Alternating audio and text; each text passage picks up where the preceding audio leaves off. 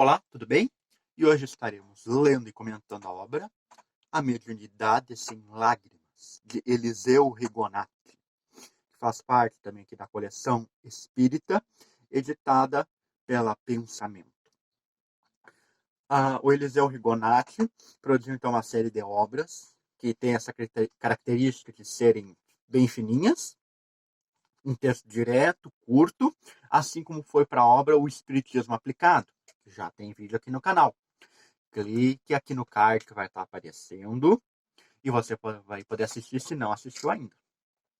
E a proposta aqui é a mesma. Só que aqui o autor não foi tão feliz assim.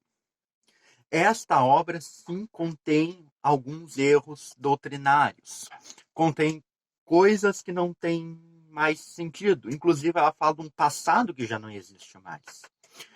Então, com relação à história do movimento espírita brasileiro, é um livro até relativamente interessante, porque é possível ver o quanto mudou com relação às reuniões mediúnicas mesmo no Brasil, do tempo de Rigonati dos dias de hoje. É uma diferença muito grande. Embora, claro, tenha conselhos aqui muito valiosos, principalmente com relação à moral do médium, há, evidentemente, coisas bem erradas. Eu diria que o primeiro erro que me chama a atenção é o título. A mediunidade sem lágrimas. Todo médium, tem um texto de Emmanuel muito bom que fala sobre o passado dos médiums, quem são os médiums, um livro que leva o nome dele, Emmanuel, e que mostra que os médiums não são assim os anjinhos, tá? São pessoas que faliram muito. Então, quando eu leio o título A Mediunidade Sem Lágrimas, é um pouco difícil de dizer que há mediunidade sem lágrimas. Na minha concepção pessoal, toda mediunidade tem lágrimas. Por mais reto que seja a conduta do médium, por mais esforçado que seja, sempre vão ter as provas da vida.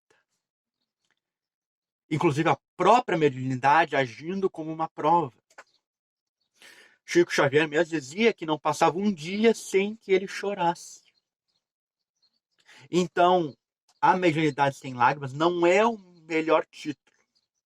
Claro, dá para entender mais ou menos qual é o objetivo do autor. É que a mediunidade não seja um tormento e possa ser usada de modo conveniente. Ao menos na minha concepção, é esse a intenção do Eliseu Rigonati ao dar esse título para a obra. Mas ele não é um título assim, tão esmerado, assim, no detalhe ele dizer, acaba pecando. Mas a intenção é boa. Né? Nesse sentido, a intenção do livro é boa. Então ele vai dar várias recomendações aqui sobre o que é a mediunidade, quais são os tipos de médiums, o desenvolvimento da mediunidade e a obsessão.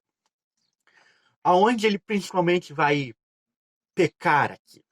No desenvolvimento da mediunidade, no aparecimento da mediunidade e nas sessões mediúnicas. Aí que vai estar, assim, onde vai estar pontuado os seus erros. Porque no mais, realmente tem conselhos que bastante melhores. Nada de excepcional.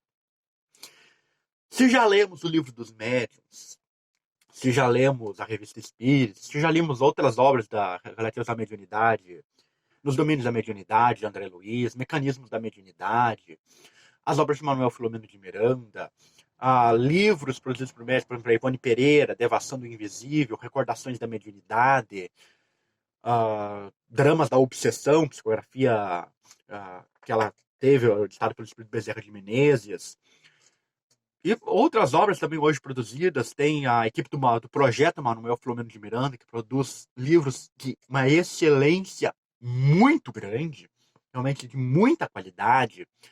Tem outros textos também recebidos pelo Divaldo.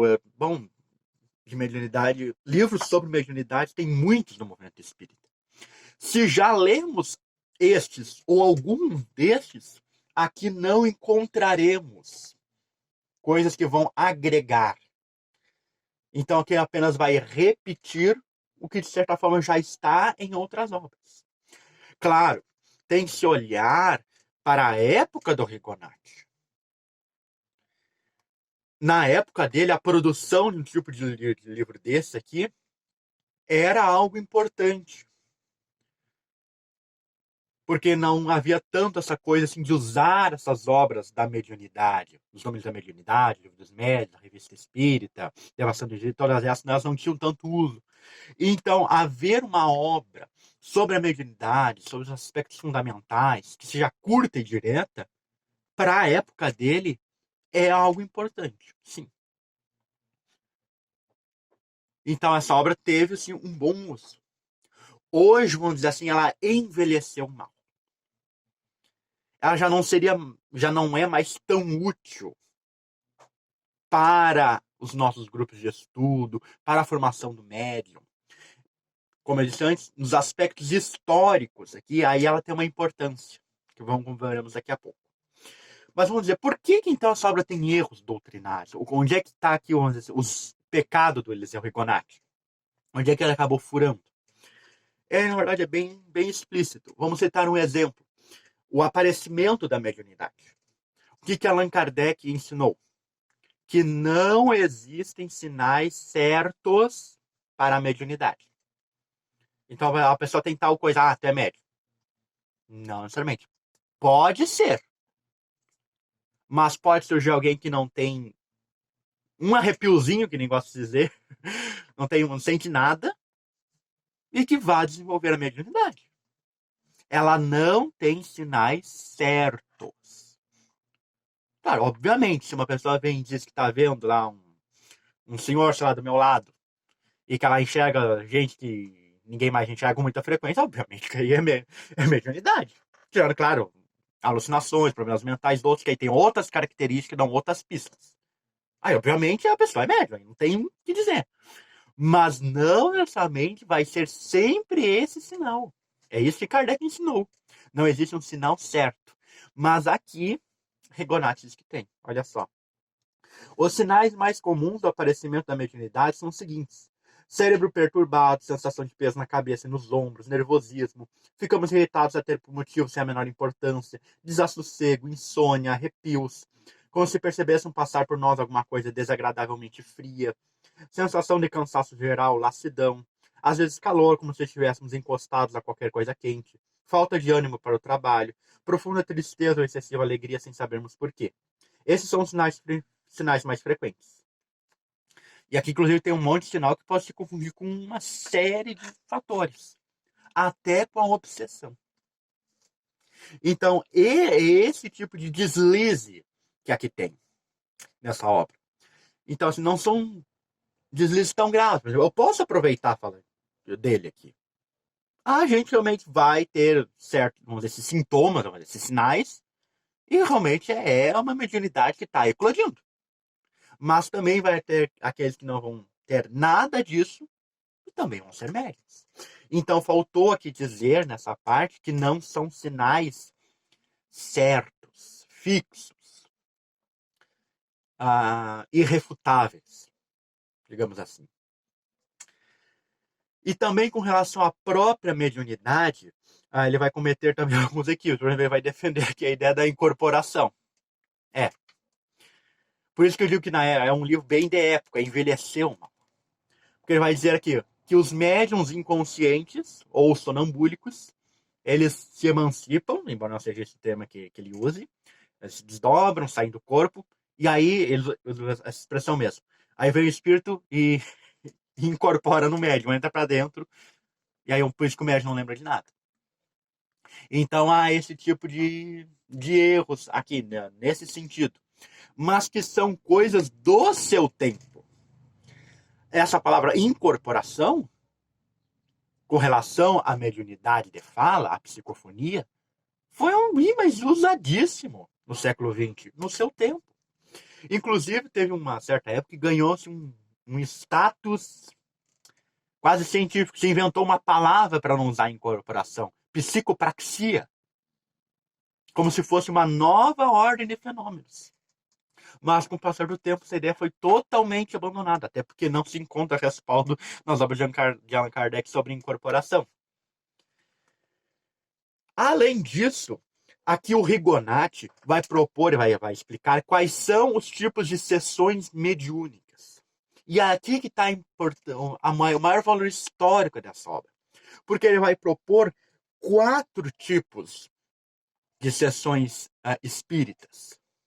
E quando ele as descreve, fica notável que ele fala que são sessões públicas. Isso mesmo.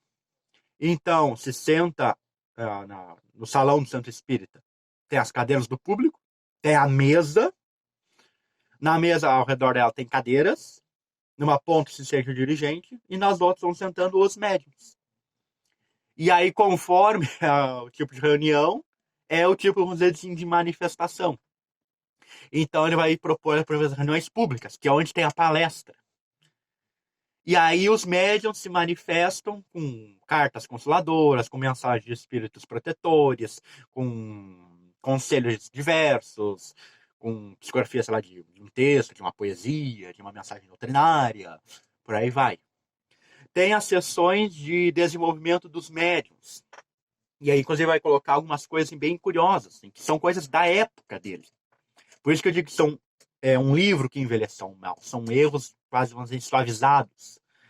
Ele vai dizer que tem que colocar o médium em desenvolvimento, o iniciante, entre médiums já desenvolvidos. As sessões de desobsessão, também aqui, ele coloca como públicas.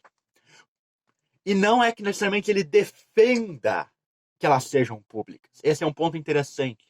Mas ele diz como acontece. Ele diz, as sessões espíritas são desse jeito. Embora, obviamente, ele não vai fazer nenhuma crítica a esse modelo. E aí não dá para saber se ele, vamos dizer assim, era 100% favorável, se foi que mudasse. Para esse livro é uma questão irrelevante. Mas ele diz como, então, funcionavam as sociedades espíritas. E um dos exemplos melhores que temos para ver como mudou o centro espírita, o movimento espírita, é que aqui ele fala em sessão de curas. Exato. Sessão de curas. E não está se referindo, por exemplo, a um Aurigó, a um Edson Queiroz, alguém que vai lá faz aquelas cirurgias espirituais. Não. Ele fala de sessões voltadas para os enfermos, onde as pessoas doentes, e aí quando ele fala doentes aqui, se entende-se em doenças físicas, vão até o centro espírita assistir a essas reuniões. Nessas reuniões, a água é magnetizada. E é curioso que ele diz para botar o nome escrito num papel embaixo de cada copo, para não haver confusão. Para que cada pessoa beba apenas o copo que está o seu nome. Como se algo então especial fosse colocado. E ali também é o mesmo sistema. O público senta nas cadeiras ali. O dirigente e o médium ao redor da mesa. E ali se fazem os trabalhos de manifestação dos espíritos. Em público. O que hoje, obviamente, é uma coisa que não existe mais. Não tem mais trabalho, não existe mais. Tá, obviamente deve ter algum santo espírita por aí, mais de interior, mais apegado ao passado, assim, que ainda o faça. Mas, no geral, já se abandonou, não existe mais. Mudou-se a forma de fazer as reuniões mediúnicas. Mudou-se a forma de acesso ao centro espírita. Porque aqui, então, a gente se depreende que as pessoas precisam ficar doentes em vez de ir no médico. E um centro espírita para ver se curavam por ali. Também por razões de época. Não havia médicos suficientes, não havia dinheiro para se pagar uma consulta particular, não havia acesso a remédios e uma série de fatores socioculturais. E aí o centro espírita tem um papel relevante nessa área. Mas hoje ele muda. É diferente. Outro ponto aqui interessante é que o Rigonati vai tratar da possessão. E vai recomendar sessões também mediúnicas para curar as obsessões do tipo possessão. Aí essas são as diferentes. Elas não são públicas, mas o paciente, o obsedado, se faz presente. Inclusive, ele vai dizer uma coisa muito curiosa, que é comum o possesso não querer, assim, se comportar, fazer umas estripulias por aí, quer esbravejar, e que ele deve ser contido, nem que seja força. Novamente, porque é algo da época. nos anos 1940, 50, 60, era muito comum ter esses casos de obsessão, do tipo possessão, que estava assim já no estágio da loucura. E a pessoa se debatia, espumava, berrava, sapateava, esperneava, fazia um escândalo. E não havia tratamento qualquer para esse tipo de coisa, só havia o hospício. Que é a pessoa lá amarrada, lá, camisa de força, jato d'água, choque elétrico, lá, todos aqueles absurdos que tinha. Então o tratamento do centro espírita era muito mais brando e eficaz. Então o Rigonati aqui vai propor, então, também qual é o procedimento dessas reuniões para tratar esse tipo de obsessão. Mas hoje também é diferente. Hoje, quem está em tratamento desobsessivo não participa da reunião mediúnica. É separado. Tem um trabalho específico em que ele assiste, que em geral é uma palestra, é algum trabalho de radiação, de vibração, onde ele é esclarecido sobre diversos pontos, sobre a prece, mecanismos da obsessão, coisas que é necessário saber para que ele mesmo possa se ajudar, aí do atendimento fraterno, e a parte da reunião mediúnica, onde se vai se tratar com o espírito obsessor, é separado. E é curioso também, por exemplo, o atendimento fraterno aqui na obra do Rigonati, ele não existe. Não tem essa modalidade de trabalho que foi criada e que hoje é comum a todo centro espírita. Aqui não é sequer citado. E a conclusão é porque não existia. Por isso que eu digo que a forma de acesso ao centro espírita também mudou. Obviamente, os conselhos que ele traz aqui, por exemplo, sobre a doutrinação, que significa o diálogo com os espíritos, são excelentes. Inclusive, eu digo que atualíssimos. Talvez seja o ponto mais surpreendente dessa obra. Ele fala da necessidade da paciência, do trato correto e educado com os espíritos, dele deixar o espírito falar, de que muitas vezes é necessário várias e várias reuniões, principalmente nas obsessões mais difíceis, mais cruéis, mais prolongadas, e que muitas vezes na época dele não era atendido assim.